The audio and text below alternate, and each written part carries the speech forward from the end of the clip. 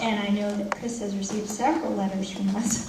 4, I think. 4 letters from the ACLU, EPIC, and Electronic Frontier Foundation, Right. joint comments from us since way back in October, talking about sort of the privacy and free speech safeguards. And I had never seen sort of the goals of the program before, but use the internet to increase access to jobs, healthcare, better engage and participate in communities, and fully participate in the global information economy and society. And I guess our sort of core issue is that the goals are undermined when you don't have the privacy and free speech protections in there, because people can't feel free to look at healthcare information, can't feel free to fully participate in the political discourse when they have to look over their shoulder and wonder who's watching this, who's tracking what I'm looking at, where I'm logging on from, and who I am. So I guess we've written you a lot of letters. You're still in the negotiation process.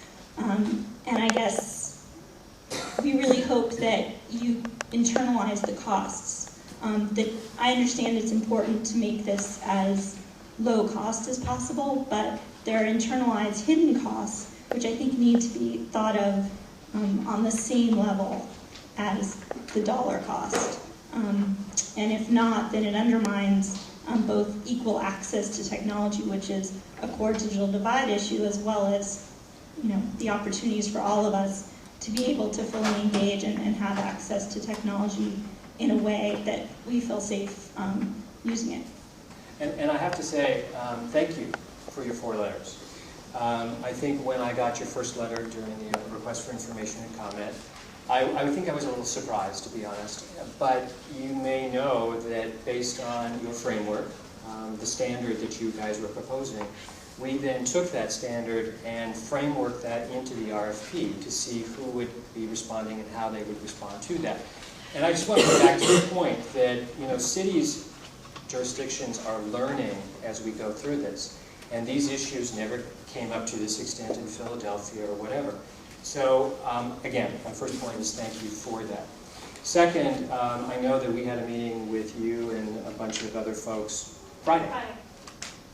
And we'll use those continued meetings, I hope, to learn more about where you're coming from and take that information back and move it within the negotiating structure as much as possible.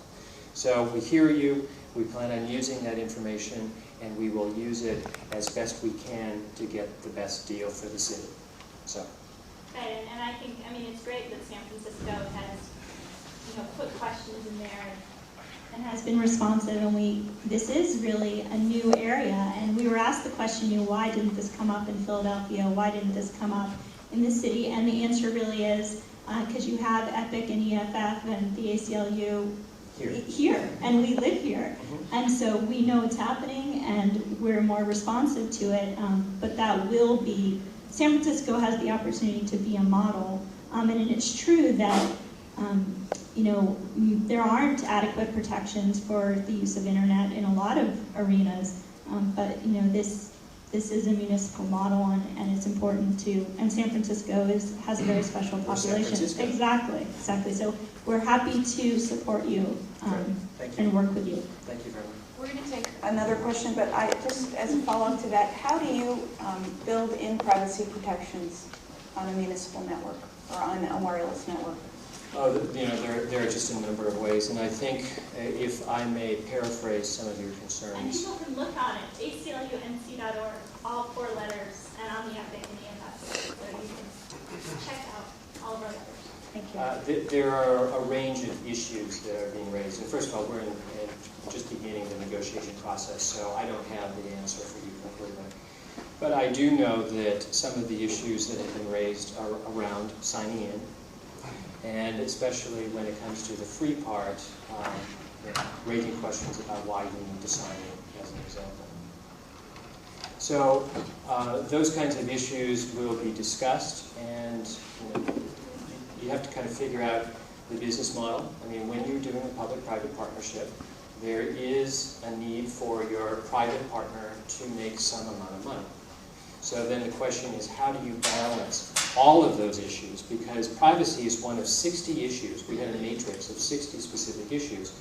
So how do you put together the best deal, focusing on arguably some that are more important than others, but privacy, and how you craft a deal where the city gets what it needs and the private sector vendor gets what it needs, and you build those in.